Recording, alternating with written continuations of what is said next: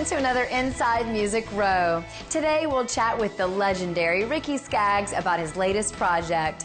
We'll also go behind the scenes on a music video shoot with Christy Lee Cook. Finally, we'll find out what sounds Australia. All this and more coming up Inside Music Row.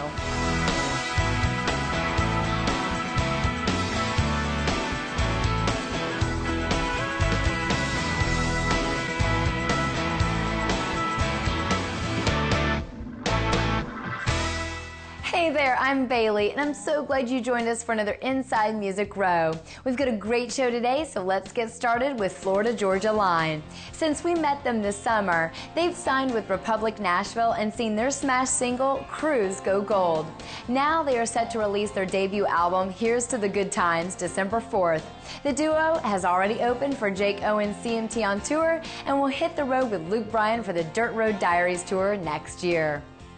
Josh Turner is teaming up with Ariat International for his 2013 Punching Bag Tour. As the leader in innovative Western and English footwear, apparel, and accessories, Ariat will sponsor numerous dates, and Josh will help promote the brand and the company's new passion advertising campaign.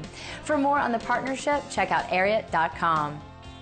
Grand Ole Opry member Darius Rucker will release his third solo country album early next year. Darius wrote 10 of the 12 tracks on the project, including the title track and debut single. True Believers hit stores January 22nd.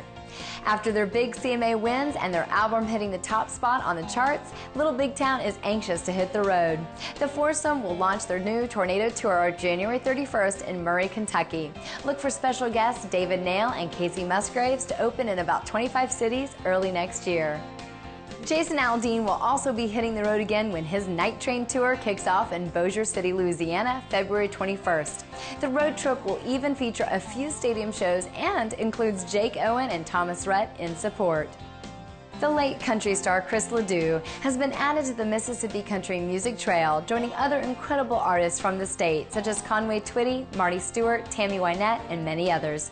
His marker can be seen right along the Biloxi coast. Now it's time to go inside the song. We sat down with Paul Jenkins to talk about a song that was initially written for one of the song's co-writers.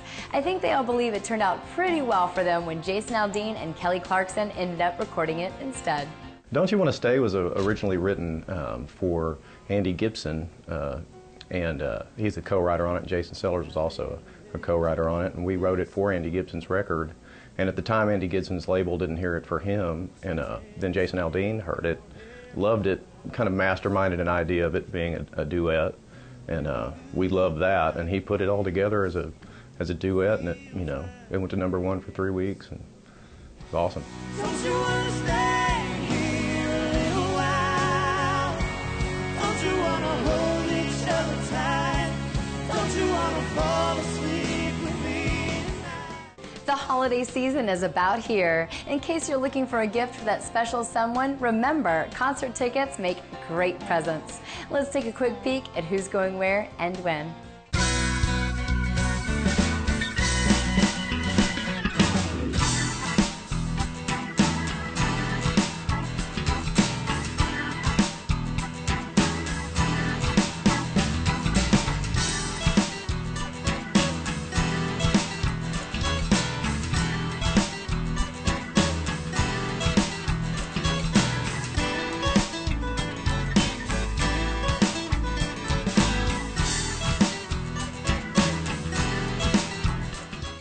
It's time for our first quick little break, but before we go, we've got the latest album from the legendary Ricky Skaggs up for grabs. If you want to enter this week's drawing for something that's music to my ears, then head on over to InsideMusicRow.com to get signed up. Enter your information or update your profile and you'll be good to go. Now for that break, but don't go away. We'll learn all about that new project when we come back. We'll be back in a sliver. Hey, this is Ricky Skaggs, and I'm coming up next on Inside Music Row. You don't want to miss this.